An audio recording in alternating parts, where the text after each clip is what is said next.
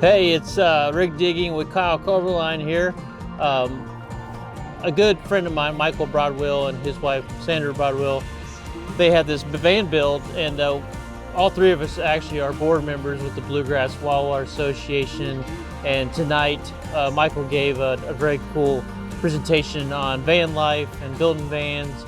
And so I'm going to show the video of him doing his presentation.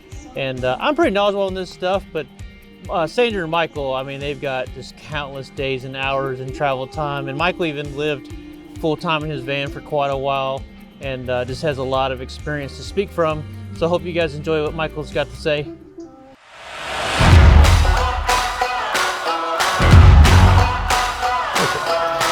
All right, so can everybody hear me okay? I don't know how well the speaker is going to do. So tonight I'm going to be talking about van life, but more in general talking about how you can have a little more comfortable of a camping experience, whether it's in a car, a minivan, maybe a fully built out van like this, or even an RV. So it's how to make van life work for you. So this is kind of the first thing that if you start van life is you get tons of questions. A lot of them revolve around where do you poop and where do you live? Do you live down by the river? If you get a van, you will constantly get that question no matter what. So first thing I want to talk about is managing expectations. Instagram has been really bad about making people think that you can go out, get a van, and your life is suddenly going to be so much better, so much easier. It's not really like that. I lived in the DC area for a year and a half in this van before moving back to Lexington.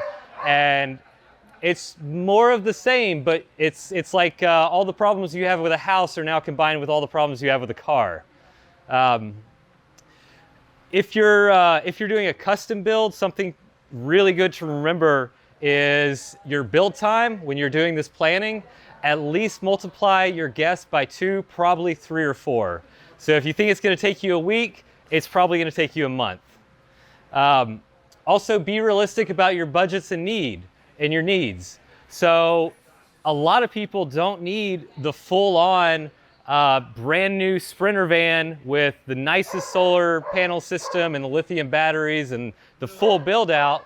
A lot of people, just a very simple, like even a minivan, an older minivan with some older go-kart batteries in it would probably work for 80% of people's needs. But I mean, a lot of that depends on your budget and what you want for comfort. So the big questions that I usually get about van life, number one, and these are what we're going to cover tonight, where do you use the restroom? Where do you shower? Where do you park? How do you deal with the extreme temperatures? And then a lot of the technical details on like electricity and plumbing, what kind of bedding works, and some of the food recommendations, as well as some of my favorite links for van life resources, and which there are a bunch of those now. All right, so the number one question, anyone here who already has a van, and if anyone knows you have a van, they ask you is, how do you use the restroom? So going number one, if you have a custom van or if you have like a car or a minivan or something, honestly, you can go the route of like a nice little cassette toilet or something, but a big wide mouth Nalgene bottle, I mean, that's not a bad option, and it's very easy. Number two is a little more difficult. Once again, you can have a cassette toilet. There are a lot of options for composting toilets, either DIY, which will range about $100 to do a build yourself, to buying a purpose-built composting toilet, which I think those are around $800 to $900. So those are quite expensive. The option that I use is a fold-out toilet seat, which is kind of like a folding chair, and then I put a wag bag over that and then do my business there. So I can either do it, as gross as it is, do it in the van, or if we're out somewhere really scenic and beautiful and remote, like way out west with beautiful mountains and everything else, I can also carry that little folding chair to the side and like enjoy some beautiful scenery while I do my business. How do you discard of it? Discard is the same as diapers. So not the most eco-friendly or anything, but Throw it away. yeah. Yeah. So the easiest solution for restroom needs, though, are to use a restroom that's not in the van. I used to have a composting toilet in this van. I ended up getting rid of it and selling it because we ended up only using it about 6 times the whole time we owned it, which was about 1.5 years. The best resource you have for restrooms are, what are you doing that day? Are you going to be going near a gas station or somewhere else that has restroom facilities? And kind of as weird as it sounds, if you're doing this longer term, planning your day, you kind of get in that mode of planning your day around your restroom breaks. Bathing. So this one's pretty straightforward. If you're a full-timer or traveling for like a month or so, I'm sure most of you, if not all of you, have heard about Planet Fitness and their Platinum membership, which gives you access to their showers. That's excellent. I used that while I was in DC. It was super easy, super nice. They have like massage beds in there as well, so that's cool. You can also do a built-in shower. That's a little bit more substantial work because you have to have a hot water heater, unless you're really hardcore and you are fine with cold water. And you can also do some different DIY options. I've seen people take PVC pipe and put it on the roof of their van, paint it black, and put an air pump connector up to the top, and they'll actually compress the air in the PVC tank on top of the van, and then they can run that down to a shower head, so it is both heated and pressurized. And as long as you don't mind the water up there sloshing around or have a way to pump it up there, it's not a bad solution for this. Weekenders, you'd be amazed at how long you can go without a shower and not be too stinky, especially if you're a whitewater kayaker. You're in the water. When I was up in DC, I boated a lot on the Potomac, and I stayed decently fresh. I mean, the Potomac's not the cleanest, but it was better than nothing some of the times. Then you have like campground showers. You also have truck stop showers, which are cheap. And I don't know if any of you have used a truck stop shower, but they're actually pretty nice. They're like Pilot and Flying J. They keep them clean, and they're a good service. And finally, if you're desperate, you can do something like wet wipes or boil a pot of water on the stove and use a rag. And that goes a long way if you need it to. Another big question is, where do you park your van? So anyone here who does van life regularly or is looking for free camping spots, you've probably gotten pretty good at getting on Google Maps or using free services like freecampsites.net to find good quality free camping. The first on my list, if I can't find anything on freecampsites.net, which is kind of like the gold standard for free camping for vans, is BLM or Forest Service land. Honestly, if you're going somewhere, call their regional office. They are really happy to help and provide information. If you're going to Utah and you're going to be in the Kaibab National Forest, call their regional office. The rangers would love to talk to you and tell you where you can camp for free. The second part on here, like I was saying, there's an art to finding free campsites. A lot of it is looking at places that are kind of out of the way. When I lived in DC, I actually parked near an apartment construction area that they had stopped construction on. So there was like 2 blocks of parking that had no buildings on it, but people still regularly parked there. So I would pull in there at night, park the van, and be kind of blended in with other cars, and then in the morning I would go to my daytime parking spot. If you're full-timing in the city, that's something I would recommend, is to alternate your daytime and nighttime spots. The number one rule for camping in a van, though, if you're not in the wilderness areas, is don't be a nuisance. Don't ruin it for everybody else. So if you lived on a street and you would think that someone parked outside your house for 3 days in a row would be a nuisance, don't do that. So in a pinch, and especially while traveling, rest stops are very easy. Some rest stops, they say you're not allowed to overnight camp. I have never been kicked out of a rest stop. Cracker Barrels are another good, easy one. Walmart parking lots used to be a good one, but that's changed over time. If you're gonna do one of those, I'd recommend calling ahead before so you don't get the 4 a.m. knock. Yes, Floyd. Do Very much so, yeah. There's not been any times I've really felt in danger, though I've been a little sketched out in certain cities that I've stayed in. And that's because I haven't had time to really plan and look for a spot. How about Lowe's? Lowe's I thought. Yeah, Lowe's or Home Depot. Yeah, I imagine those are, I've never tried one of those. Yeah, yeah. One area that I would recommend to avoid is parks, whether that is a city park or outside a city. They have employees who will typically come in and check early morning and early evening. The only time that I've actually gotten the quote-unquote knock was at a park outside of Asheville that I missed the sign that said, "Do not camp here." And I had a very friendly ranger at about 6 a.m. in the morning shining a light in my face being like, "Hey, you can't camp here, but you can stay here today." So usually it goes fine, but yeah, those I typically avoid now. So yeah, we got into parking etiquette, change locations often, read the signs, yeah, all that's good. If you're full-timing, daytime parking is also something to consider, but that's typically pretty easy. If you're staying in an area long enough, you'll figure that out. It's wherever is a good place for other people to park during the day is a good place for you. Dealing with extreme temperatures. So this is one that is very hard, especially if you're on a budget and you're in the Southeast where we have a lot of humidity and heat in the summer. So insulation, whether it's heat or cold, is a great option if you plan on spending a lot of time in the van. This van here is very insulated, and I find in the summer it gets no hotter than ambient, which without air conditioning is the best that you can hope for. It also retains the heat very well with our little propane furnace that we have inside. So when I lived in DC, I had a lot of hot summer nights.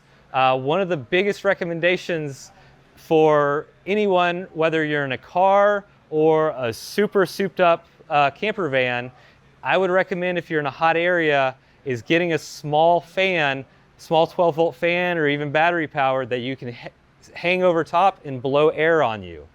Even in those 90-degree nights in DC, even though I wasn't super happy about it, that fan blowing and my ventilator fan on the roof, but especially the fan blowing air across me, really kept me cool at night and made it possible for me to get some sleep. AC, of course, is that's awesome to have, but it's very energy intensive. You're talking about a huge bump in your budget to have an AC system, especially if it is connected to your batteries. They make AC systems now that are 12 volts. They run about $2,300 to $2,500.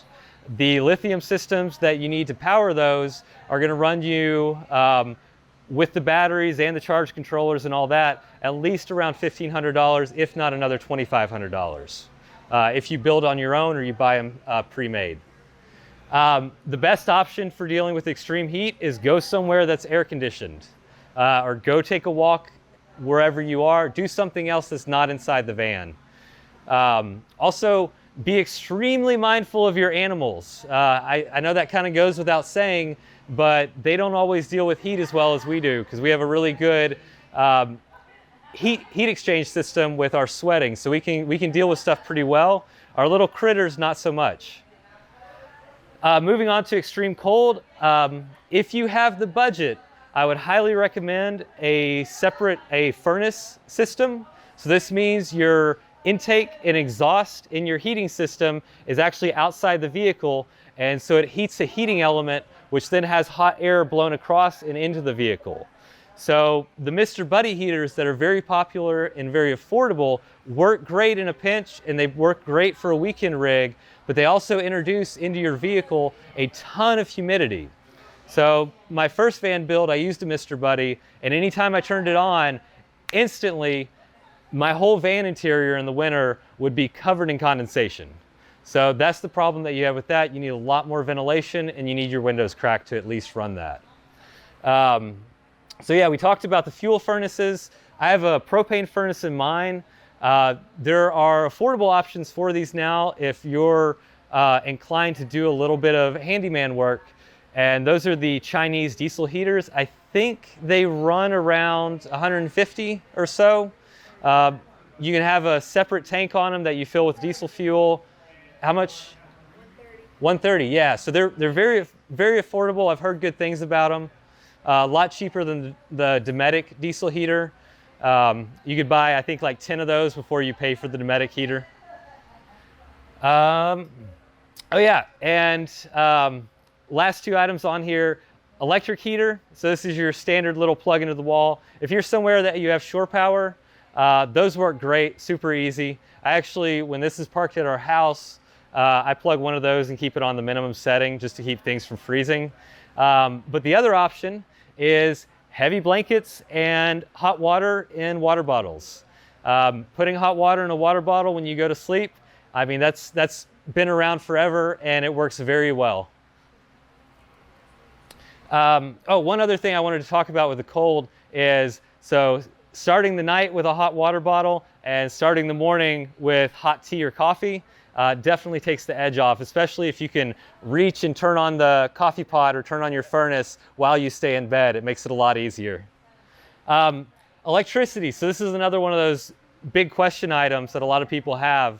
A lot of people think they see all these Instagram vans with these huge, really nice looking solar panel systems.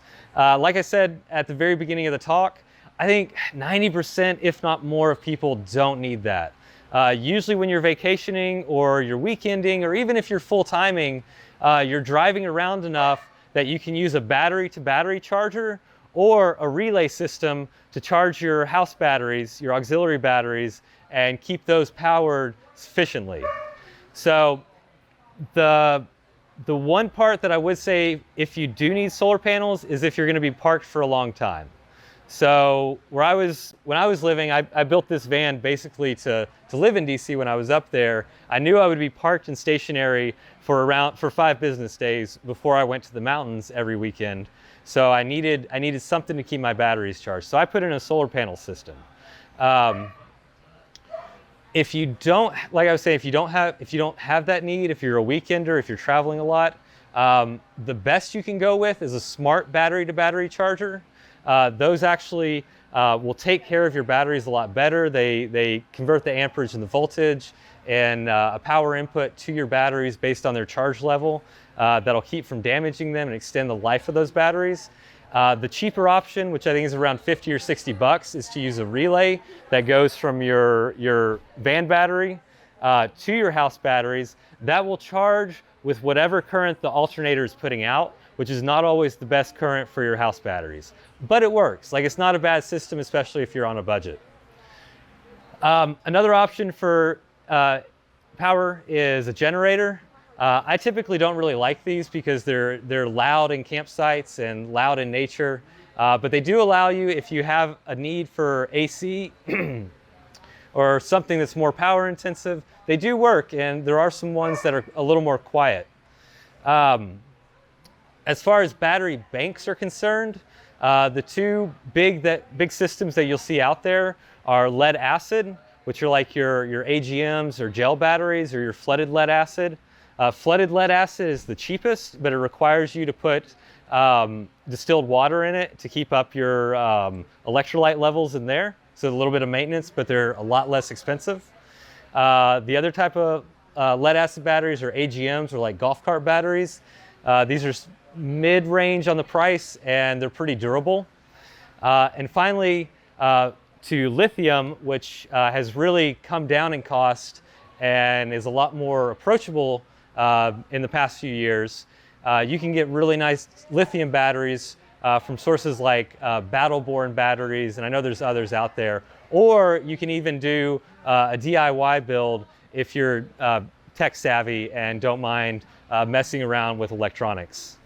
Or I forgot the third option. You have pre-built systems where, let's say you have your minivan, you don't want to deal with any of the electrical stuff. You just want something that works, that you can plug things into. Goal Zero, Jackery, those systems where you have your inverter, your lithium battery, and all the connections all in one system ready to go. Those are probably the easiest out there and the most approachable if you don't mind spending a little bit of cash on a system that works for you. And you can still charge those when you're driving, As far as I know, I think Cobes has Yeah, one. I got a 3000, and the reason I went that route, I have a built-in system in my rig too, but I wanted a little extra oomph. Was I thought I can carry it in the house and plug my fridge into it in a power down situation, so it gave me a little bit of versatility. But I already had a simple system in my rig. But I got it goes there as a 600 watt charger. So if I do have electricity or I do have a generator for a short period of time, I can charge it pretty fast. All right, so moving on to water and plumbing. There is a lot of options for water and plumbing that can go from basically free to very expensive. Fresh water, the more plush side of things, you can have polyethylene water tanks. So these are kind of like your big opaque plastic tanks. We've got a 33-gallon tank in this van, so we can stay off-grid pretty long. If you're going to be in cold areas, you want to make sure you keep it above freezing as well as your pipes. So I actually have mine installed inside, but a lot of vans, you can install them underneath. You also need some form of plumbing, whether it's a simple foot pump or something else to get the water to where you need it. The very easy option is just water bottles and water jugs. In fact, you can get like I think like a 7-gallon or so jerry can style water jug, and they come with little water pump adapters that you can have a little foot pump and just pump out of the can. Those are very simple and very inexpensive, and they work great. There's nothing wrong with going that option. Gray water, so this is all the water that is not human waste. So this is like shower water, dishwater, any of that kind of stuff. This also you have a lot of options on. You could just not have a gray water tank. So if like more like backpacking kind of cooking and stuff, or camping kind of situations dealing with any of that, you can have tanks underneath your sink. That's a very simple option. Once again, you can get like the blue water jug up here. You can simply run that from your sink to that, and you have to take it out every once in a while and empty it, but not a big deal. Though if you are storing it inside, that can start to smell. And finally, you can also have a more dedicated system either under the van or inside the van. So one of the big improvements I'm going to be making on this van soon is I'm going to be installing a gray water tank under the van, where I'm going to be taking some heavy-duty PVC, PVHC, whatever the nice PVC pipe is, and running the gray water down into that, so that I actually have a larger capacity than I think I have 14 gallons right now, and I want a little bit more. And I also want it outside the vehicle so it doesn't smell. Yeah, so to drain that, it'd be just like a standard RV where you go to a dumping station. The one convenient part about the jugs is right now I can take those out, take them to a bathroom or a restroom facility and empty them into there. It's not a big deal. Even though it's not typically bad for the environment, well, it can be bad for the environment. It's very frowned upon to dump gray water tanks somewhere that you're not supposed to. So van lifers get a lot of grief over stopping on the side of the road or leaving a campground and dumping their gray water tank out when they leave, because that attracts a lot of animals. It smells, especially in more sensitive environments. It's just not a good thing to do. So try to avoid that.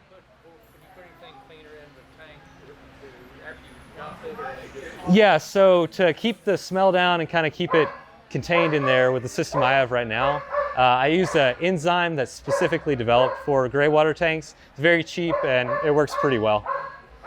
So yeah, black water, if you're doing a DIY build, my hat's off to you if you're putting in a black water tank in your van.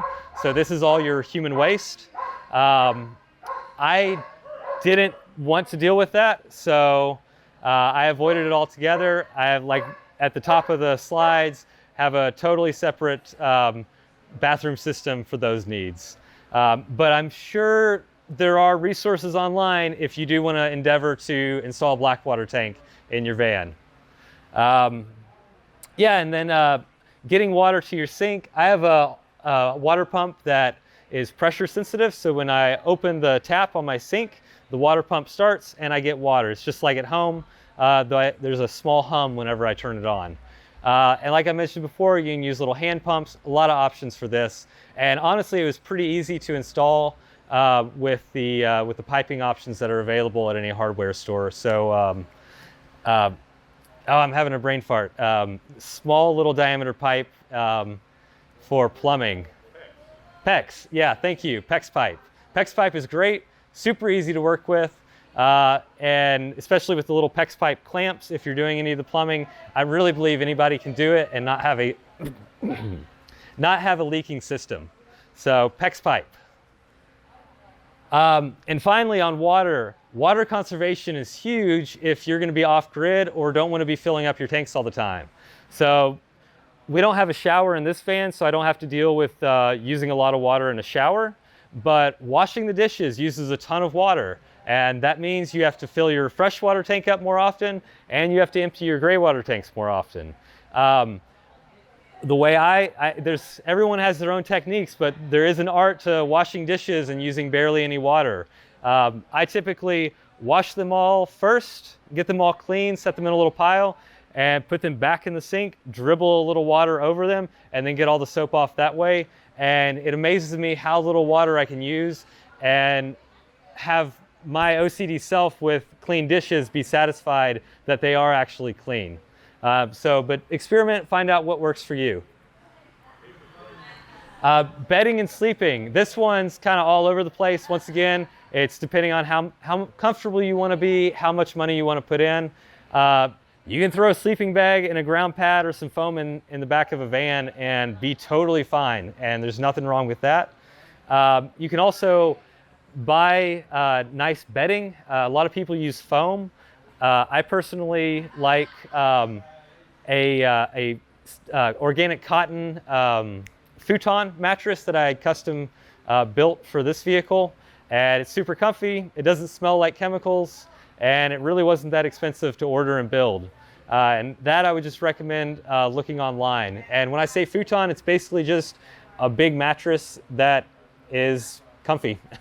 I don't know how to describe it any other way. It folds up or rolls up. Yeah, so one really important part about bedding and sleeping is moisture control. So the human body produces, depending on how big you are, around 200 milliliters of water a night. And all that water is going to stick and condensate on the surface, depending on the temperature in the van, on the cold surfaces. So these are like the metal that is exposed in the van, any of your windows. So when you wake up in the morning, you're gonna have a lot of condensation. Depending on where it goes, this can develop mold problems, which you wanna avoid. So I would highly recommend at night having some sort of either your windows cracked or something, and if possible, have some sort of ventilation where you're drawing air through the vehicle. With the system I have, we've never really had any issues with condensation, and it's not that complicated. It's just crack a window, have a roof vent. I mean, it's pretty simple. If you're in a car, crack the windows, same thing. And you can, if you're afraid of bugs getting inside, like mosquitoes, you can take some screen material and some magnets and attach it, or you can even buy something that's purpose-built. There's a lot of options for that. Yeah, I think that covers that pretty well. Food and cooking. So this one, this is where it gets kind of complicated depending on how nice of food you want.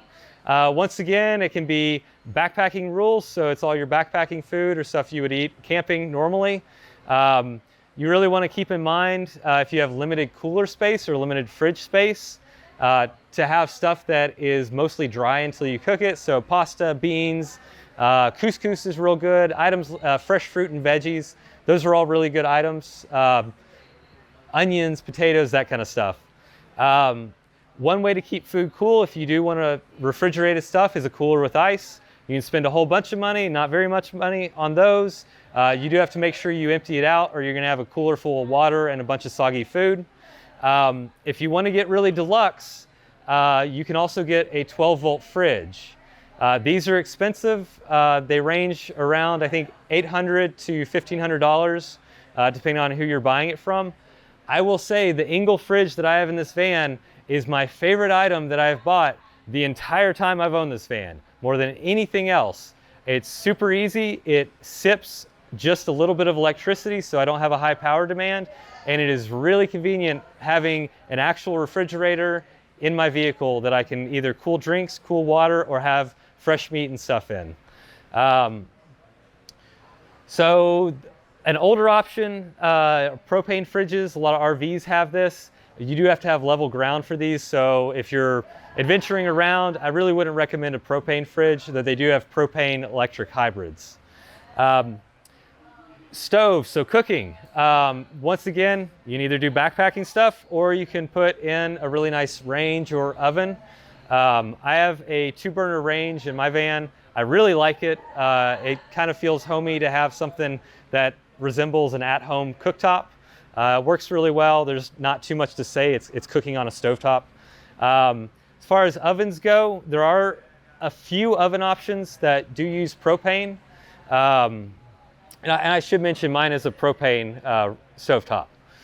There are a few oven options that use propane. You do have to really be mindful of the gaps in between the oven and your cooking cabinets. I actually don't have one of those, but I do have what's called an Omnia stove, and it's a small sailboating stove. It looks kind of like a weird bunt pan, but you put it on top of a cooktop surface, and it works like a normal convection oven. So just put it on top of a burner. We actually, over Christmas break, we were down in Columbus, Georgia at the whitewater area down there, and we made brownies for everybody on New Year's Eve, and they turned out great.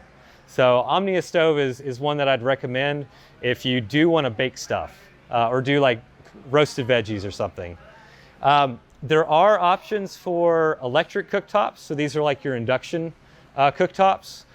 They do require a fair bit of power. So you're probably in a fair high draw, so you probably want a lithium system for those. I don't know a whole lot about induction cooking, especially in a van, so I'm probably not the best resource on those.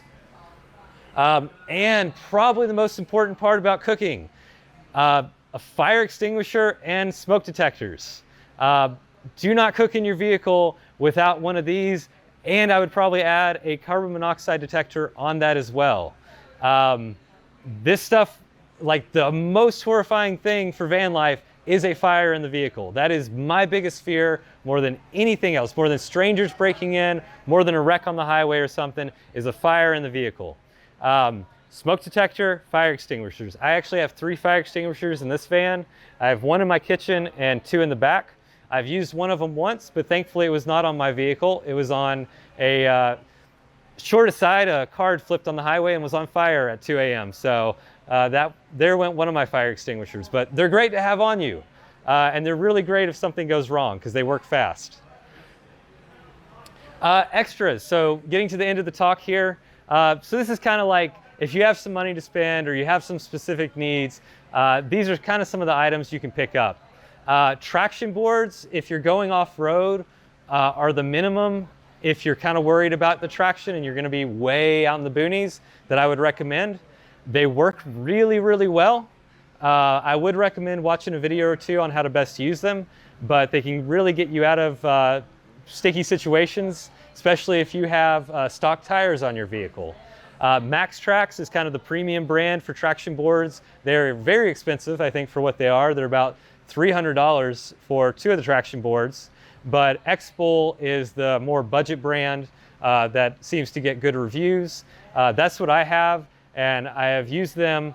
I don't think I've actually used them for this van, but I have used them on friends' vehicles who have gotten stuck in the snow. Another item, and this one is really, really stretching it for a luxury item, but that's a cell booster. So if you're going to be out west or somewhere really remote where you are going to be camping on BLM land or Forest Service land a lot, a cell booster can really come in handy. For the really nice ones, like the one I have on the screen here, which is WeBoost is the brand, that's one of their most powerful model with the big mast antenna. That runs about $600. And so the caveat with cell boosters is if you don't have any service, it will not boost the non-existent service to begin with. So if you're somewhere where you have like 1 bar of like 3G or 4G, it's like not enough to actually use, but it's there. Turn on the cell booster and you're gonna be streaming videos, doing whatever you want. It works really well.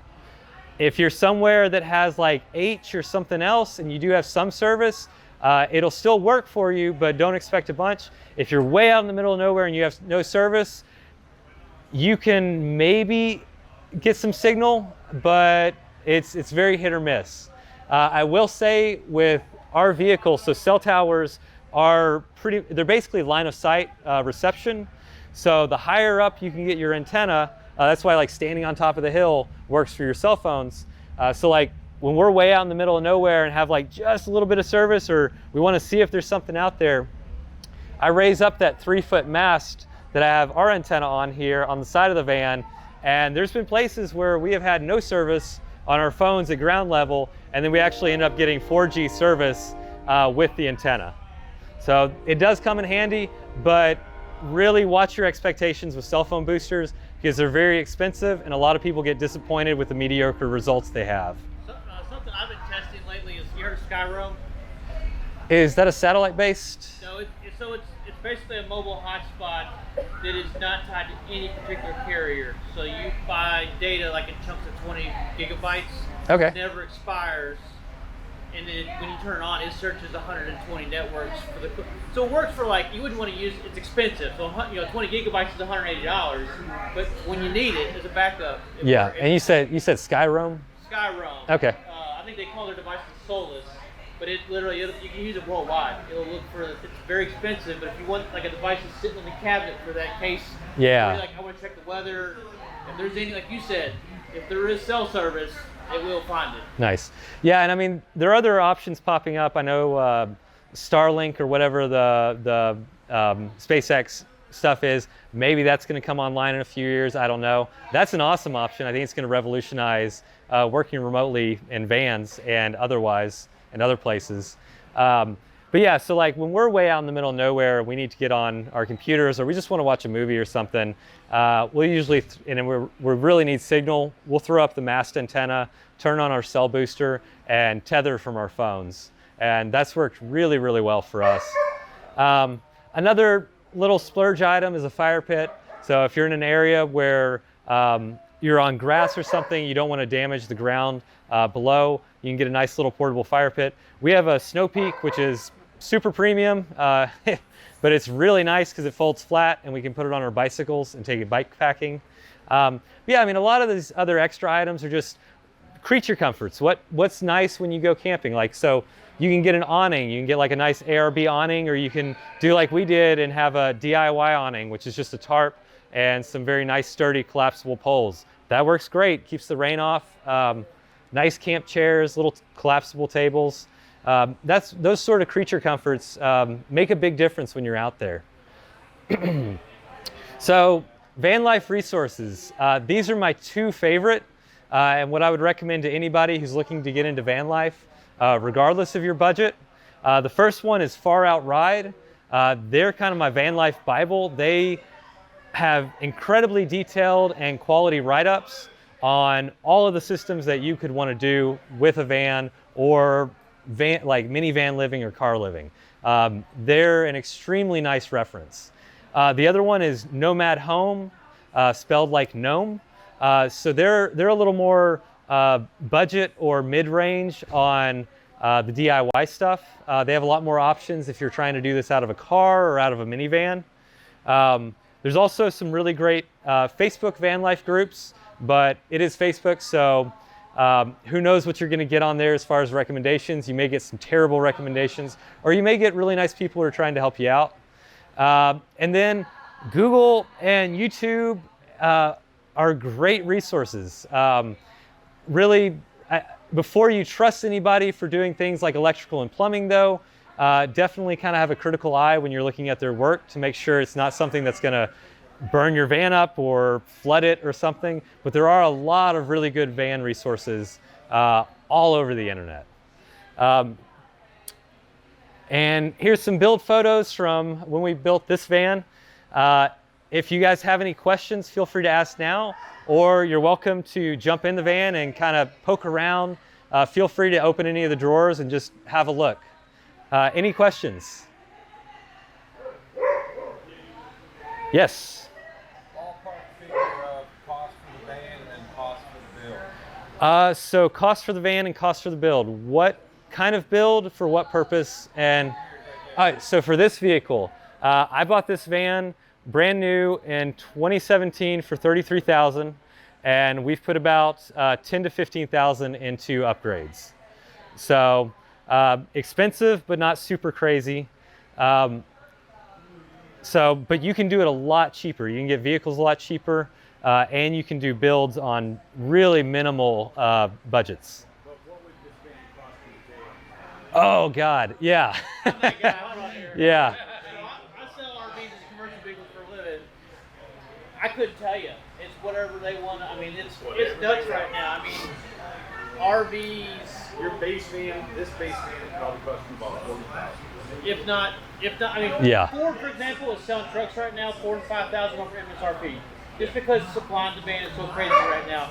So obviously, like your best bet would be to just dig and dig and dig for that slightly used vehicle, trying to find that deal, or just wait it out. This is going to go away. Just eventually our economy will settle back down. But yeah, right now, I've been doing this for 15 years, and it's the craziest stuff I've ever seen. Yeah, van builds, either custom built, so like if I sold mine right now, I would get way more money than I think it was worth. Someone would pay me happily for it. Pre-built vans, like commercially built vans from the big ones like Winnebago and other builders, I mean, those are easily $120,000. $150 built. Yeah. Storyteller is a brand that uses all of Mercedes, and it's the Cadillac, one of the Cadillacs out there. They're running right at 2.25. Yeah, yeah, it's insane how much vans can cost. So if you're aiming for like a weekend rig or something, a lot of good options really are used minivans. I mean, I know the used car market's crazy right now. Used minivans are not bad. Floyd has the ProMaster. Oh, Transit Connect, yeah. So you have like the smaller vans, the smaller cargo vans like Transit Connect, ProMaster City. I forgot what Mercedes version is. So there's a lot of good options out there that aren't like a full-size cargo van that are cheaper and easier to maintain, or cheaper to maintain, I should say. Any other questions or comments? Yeah. Did you already talk about your van or no? I got here a little bit late. So. Not necessarily. I referenced it a few times in the talks. Is there anything in particular? No, I just wanted to like do the nickel tour real quick. Like, Yeah. Take 2 minutes to just explain what you got. Yeah. So this van right here, I think it's a 2018 model, ProMaster. It's the ProMaster 2500. I built it out with the kind of a full-time mindset. So I've got a nice little bed in there, collapsible table, propane furnace for heating, so I get nice dry heat. It's plumbed, so I get on-demand water. I have my stovetop. Yeah, I've got all the room for the little creature comforts. The back, I have a 33-gallon water tank, 315 amp hours of batteries, so that holds me over pretty well. I think I can go with all my systems running in the winter 4 days without recharging, which is pretty good. So that's no solar panel coverage or driving. Water usually lasts, my wife and I, Sandra, about 2 weeks when we're like full-time on the road. I have the little fridge in there, and it's set up to fit 2 bicycles in the back. I have a pull-out rack for the bicycles. And so with the bicycles, all of our kayaking gear, and then kayaking gear or kayaks on top, we can be pretty loaded down for a very long time and be extremely comfortable while we travel. This summer, we're actually going to install a lithium battery system and a 12-volt AC system on the top. So we've been saving up a long time for that. So we're hopefully planning to be full-timers sometime in the next 1.5 years and take our little kitty with us. So we needed an AC system for her. But yeah, I think that's a decent overview, unless, Sandra, you have anything you think should be added? I have one other quick question. Yeah. I'll quit asking. No, you're good, you're good. When you were in DC, did you have your kayaks and stuff on top? Yeah, so if you're multi-sport or a whitewater kayaker, mountain bike or whatever, and you have gear that's typically outside the vehicle, So in our case, kayaks on the roof, but a lot of people have bikes on the back. Get something sturdy to lock it, and get something that looks sturdy to lock it. I've got some really heavy duty orange rubber coated chains that are real obvious. You can actually see them right there. You can pull those out. Yeah, so those guys are real tough, and you can still, if someone's motivated, they're still gonna get to them, but they look tough, which is the most important part. So yeah, when I was in DC, I would always lock my kayaks up. And you didn't have any problems? Well, as far as I know, I never had any issues. Yeah. Around and didn't like raise any red flags?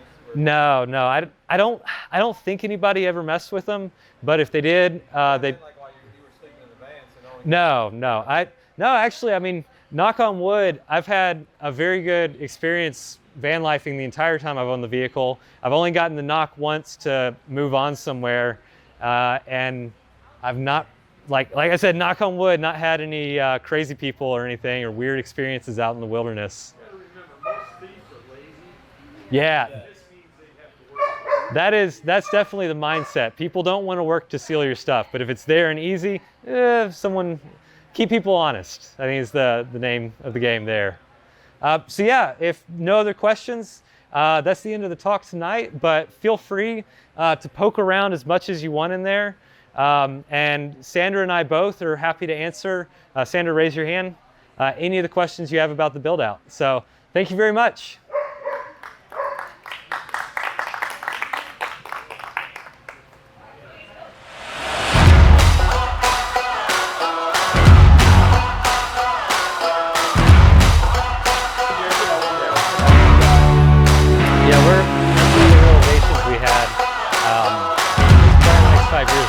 Kids, and it's like these don't have a third seatbelt, so we're gonna have to either build something or, yeah,